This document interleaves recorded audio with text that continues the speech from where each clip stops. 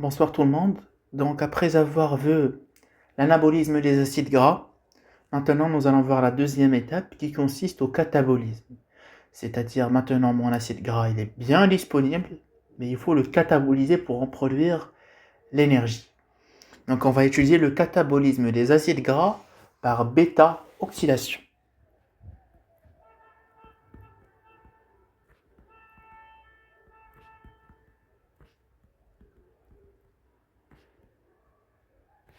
Par bêta-oxydation. Donc le plan qu'on va suivre est le suivant. Tout d'abord, il faut savoir quand est-ce qu'a lieu ce catabolisme. Est-ce que c'est lors de la période de jeûne ou lors de la période alimentaire? Logiquement, un acide gras, quand est-ce que je vais le cataboliser? Lorsque je n'aurai pas assez d'énergie. Donc, ce sera en période de jeûne, en période de lorsque je ne m'alimente pas en énergie. Et c'est une source hyper importante en ATP. Un seul acide gras, par exemple l'acide palmitique, qui a 16 atomes de carbone, peut me produire 106 molécules d'ATP. Donc des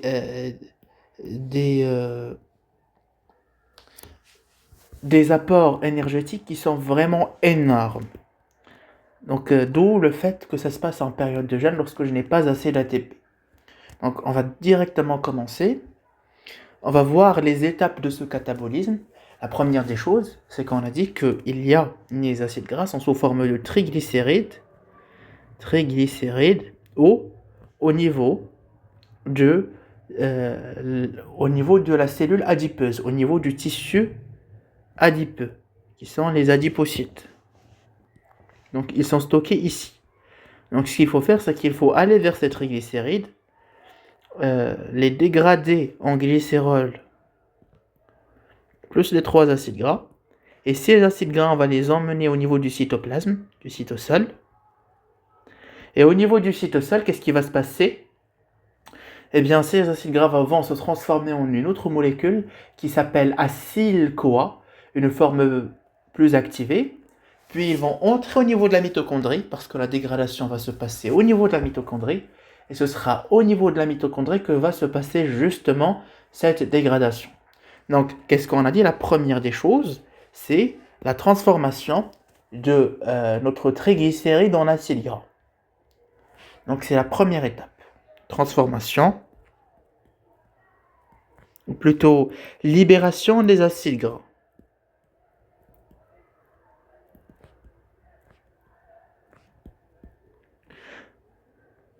Saturés. Parce que là, on va étudier uniquement le catabolisme des acides gras saturés au niveau des adipocytes.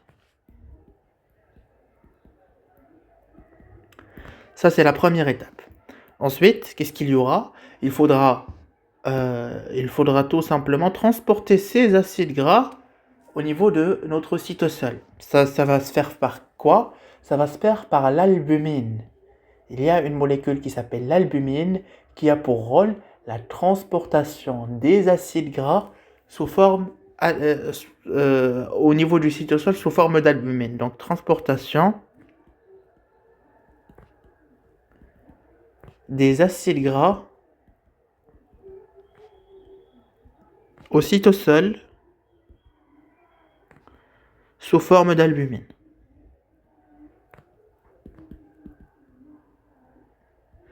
Ensuite, mon acide gras est arrivé au cytosol. Qu'est-ce qui va se passer?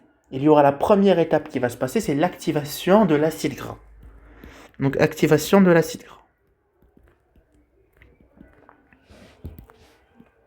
Comment il va s'activer?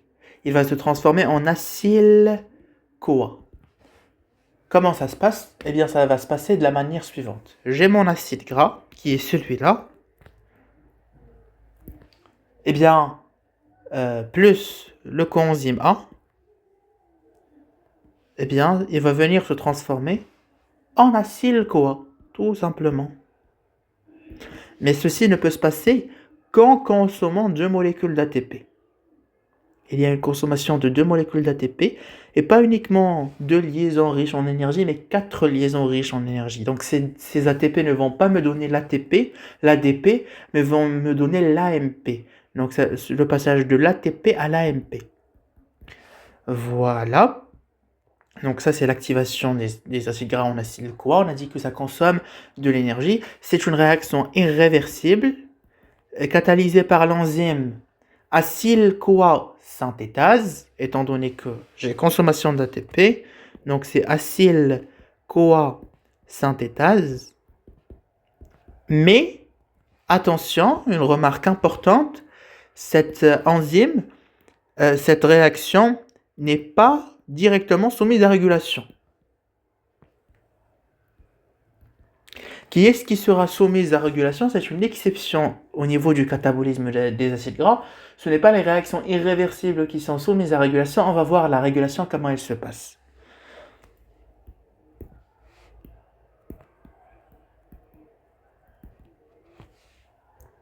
Donc on va continuer. Donc voilà, j'ai produit mon acyle gras, mon acyle-CoA. Donc en fait, acyle-CoA, c'est un terme générique. Par exemple, si mon acide gras c'est l'acide palmitique,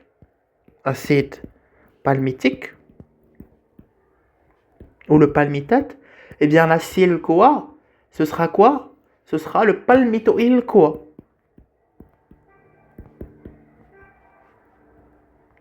C'est tout simplement une forme activée liée à un coenzyme A de ma molécule. Si j'étais, je ne sais pas, dans l'acide oléique, ce sera le oléyl-CoA. Le oléoyl-CoA, je pense. Bref, ce n'est pas important. Retenez simplement acide gras plus coenzyme A, ça me donne acyle-CoA. Pour l'acide palmitique, c'est le palmitoyl-CoA.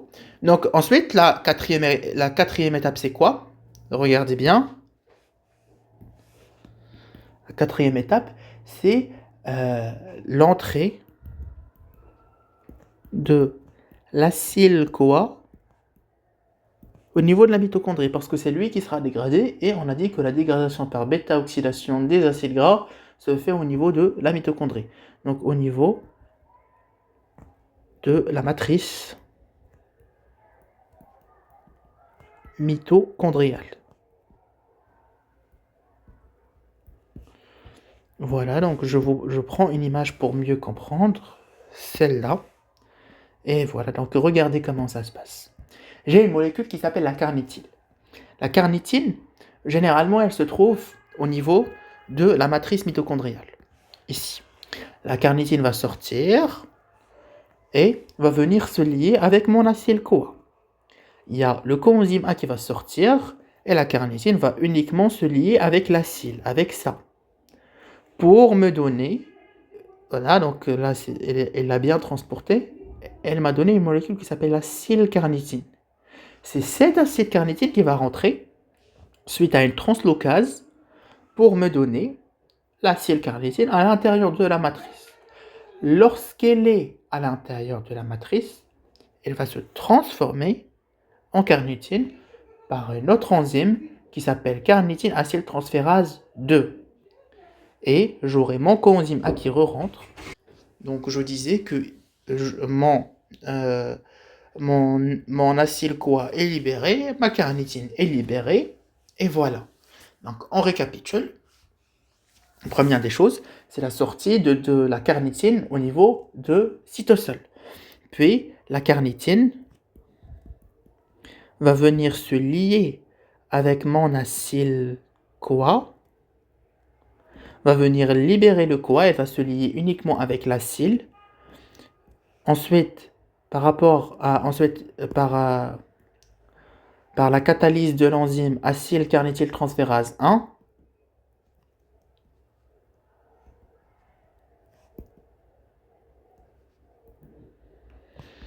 qu'est-ce qui va se passer? J'aurai mon acylcarnitine.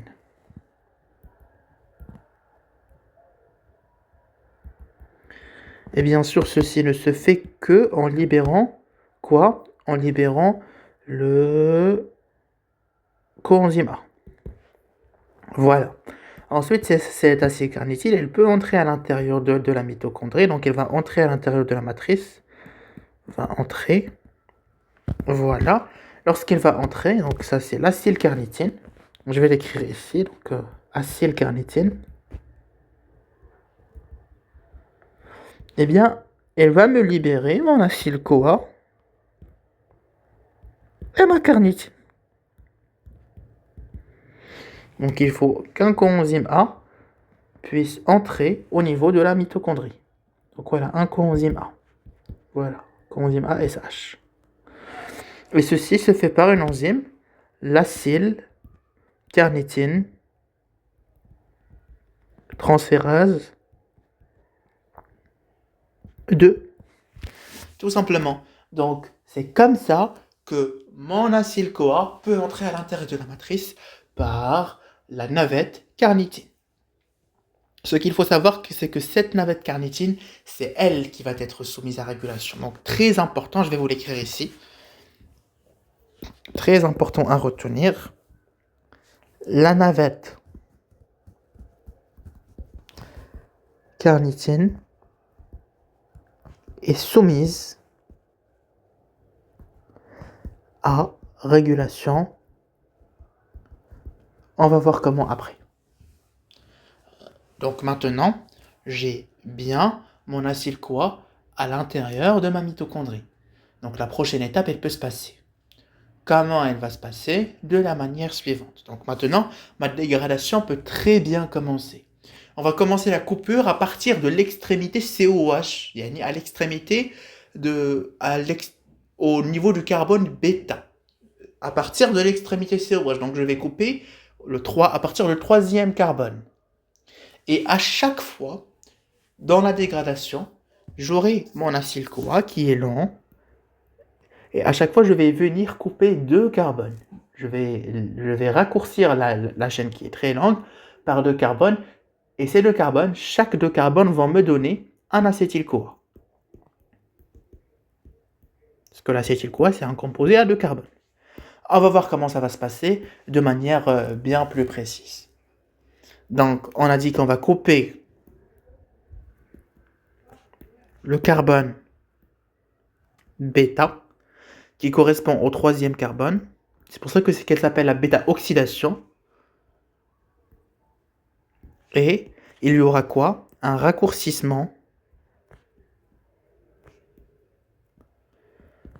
de la molécule de 2 carbones à chaque fois. Donc ce sera un cycle où à chaque fois, il y a 2 carbones qui dégagent. Et il y aura 4 réactions qui vont faire ça, qui vont venir me raccourcir ma molécule en 2 carbones, qui s'appelle l'hélice de Linen. Ce qui est important à retenir, c'est uniquement les étapes, non pas les enzymes. Donc je vais vous montrer ici. Voilà. Donc la première des choses, c'est que j'ai mon acyl-CoA qui est là.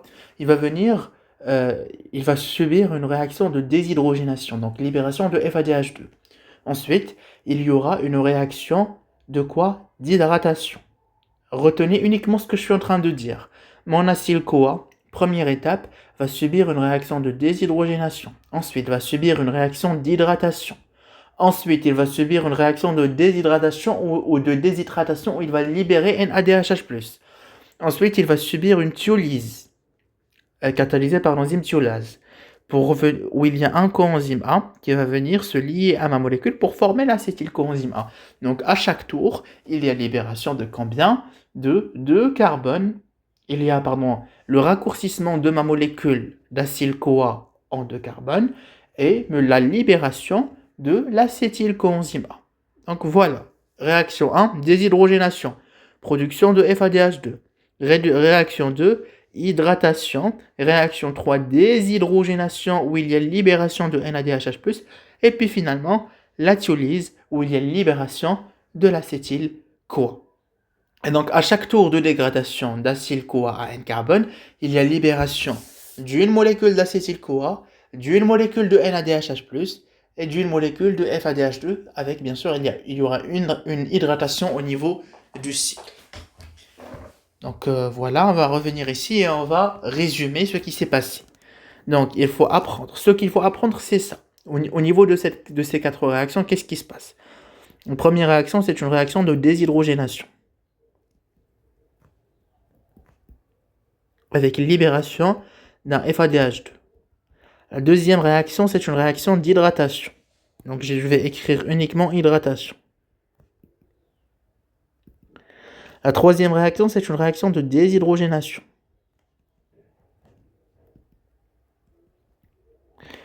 avec libération, cette fois-ci, de NADH, H+. Et puis finalement, la dernière réaction, c'est bien sûr une réaction de quoi? La dernière réaction, ce sera une réaction de thiolyse, où on va libérer, donc il y aura un coenzyme qui entre et on va libérer notre acétyl-CoA, tout simplement. Donc voici les 4 réactions. Donc ça, à chaque tour,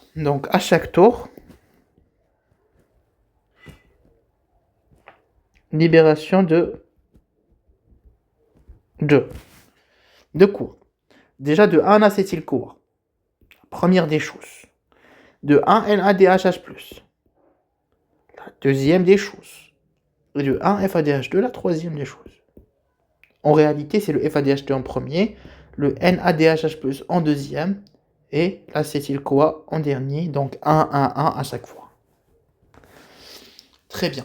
Maintenant, dites-moi, imaginons que j'ai commencé à dégrader jusqu'à arriver à un certain moment où je suis arrivé à cette molécule-là, le butyl, le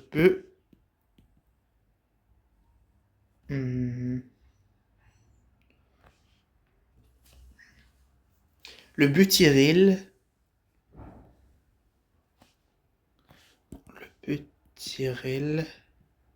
non, le butyryl-CoA qui a 4 atomes de carbone. Donc, en gros, il y a eu des tours d'hélice de Linène à chaque fois, jusqu'à arriver au butyryl-CoA. Lorsqu'il va se dégrader, qu'est-ce qu'il va me donner? Il va me donner un NADHH+. Il va me donner un FADH2. Mais il ne va pas me donner un seul. C'est ça ce qu'il faut retenir. Il ne va pas me donner un seul acétylcoenzyme A, il va me donner 2. Parce que s'il me donne un seul acétylcoenzyme A, il lui restera uniquement de carbone. S'il lui reste de carbone, c'est déjà l'acétylcoenzyme A. Donc il va me donner 2 acétyl-CoA. Et par conséquent, si on raisonne, si je commence par une molécule à N atomes de carbone, un acétyl-CoA à N atomes de carbone, on va dire que N est pair. D'accord? Alors dans ce cas, qu'est-ce qui va venir se passer? J'aurai N sur 2 acétyl-CoA. C'est logique, parce qu'on a dit que chaque 2 carbones de ma molécule, elle va venir me donner un acétyl-CoA. Et j'aurai N sur 2 moins 1 FADH2. Et N sur 2 moins 1 NADHH+. Pourquoi? Parce que ce butyryl-CoA, lorsqu'il va se dégrader, eh bien, il va me donner 2 acétyl-CoA et uniquement un seul NADHH+, et un seul FADH2, parce que c'est le butyryl-CoA, lorsqu'il va entrer, il va subir la déshydrogénation, me donner le FADH2, va subir l'hydratation, va subir la déshydrogénation et me donner le NADHH+. Mais dans la thiolyse, eh bien, lorsque je vais venir diviser ma molécule en deux, j'aurai 2 acétyl-CoA qui vont être créés. Parce que déjà, c'est uniquement 4 atomes de carbone. Parce que si jamais on ne donne qu'un seul acétyl-CoA, j'aurai un composé à 2 carbone. Et un composé à 2 carbone, c'est l'acétyl-CoA. Est-ce que vous comprenez ce que je dis? Donc voilà. Donc faisons le calcul pour l'acide palmitique, le palmitate ou l'acide palmitique, c'est un composé à 16 atomes de carbone.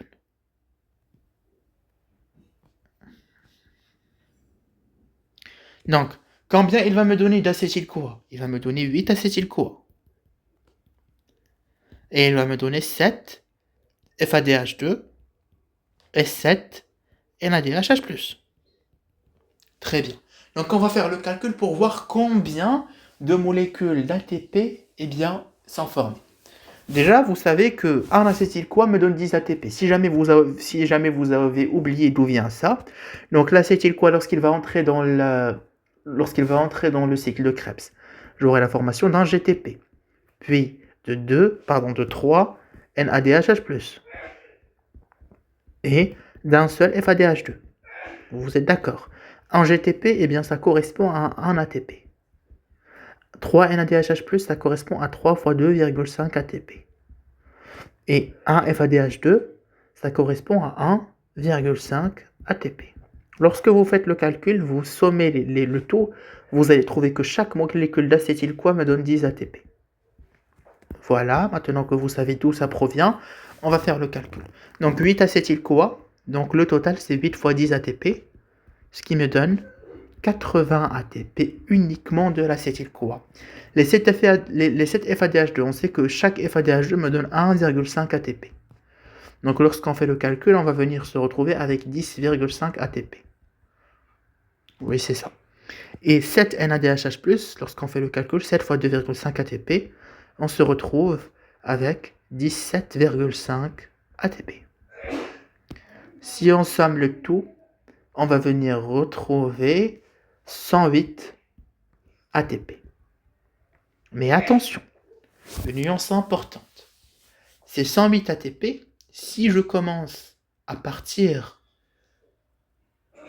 le calcul à partir de l'acide palmitique, comme j'ai fait ici, il faut savoir que l'acide palmitique, lorsqu'il va se transformer en palmitoyl-CoA, il va consommer 2 ATP. C'est ce qu'on a là. Voilà.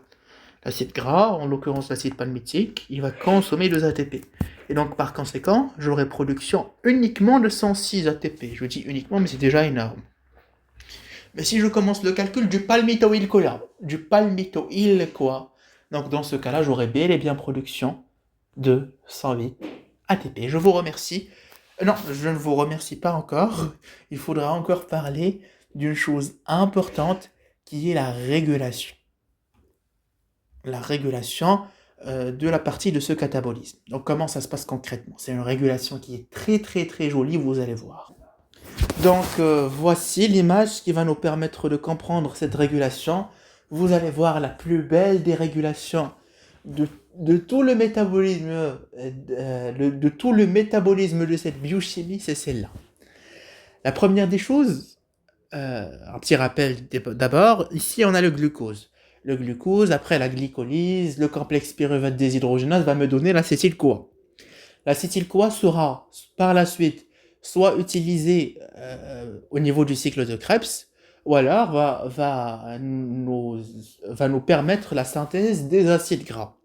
Va nous permettre la synthèse des acides gras grâce à cette ACC. Donc il va sortir de la mitochondrie, rejoindre le cytosol grâce à quelle navette? La navette citrate.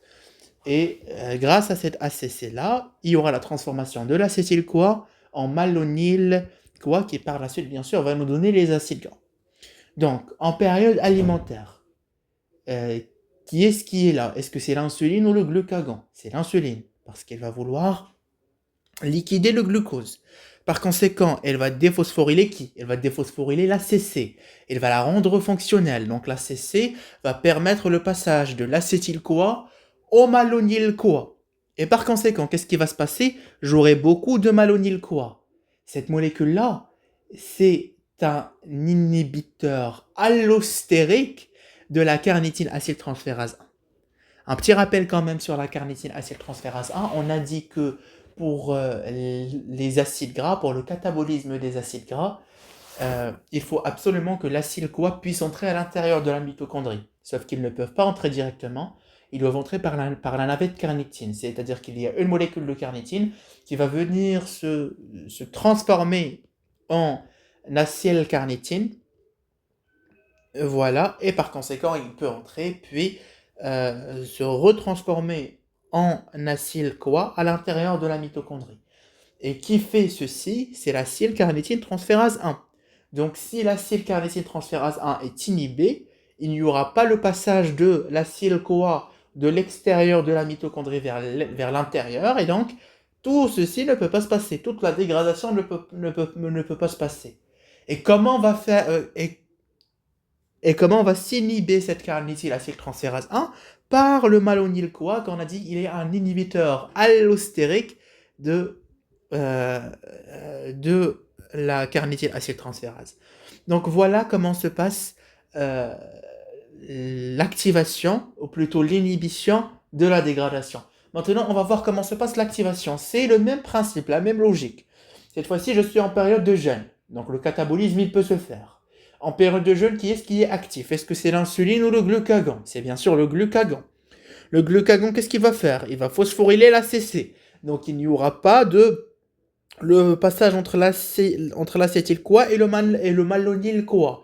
Je n'ai pas donc de malonyl-CoA, donc il n'y aura pas d'inhibiteur pour la carnitylacyltransférase 1, donc elle va fonctionner, étant donné qu'elle va fonctionner, elle va me permettre le passage de l'acétyl-CoA de l'extérieur vers l'intérieur de la mitochondrie. L'acétyl-CoA va entrer à l'intérieur de la mitochondrie, et par conséquent la dégradation pourra se faire. Voilà comment se passe notre dégradation au niveau de... voilà comment se passe la régulation au niveau de la dégradation des acides gras. Donc je vous remercie et je vous dis à bientôt dans une autre vidéo.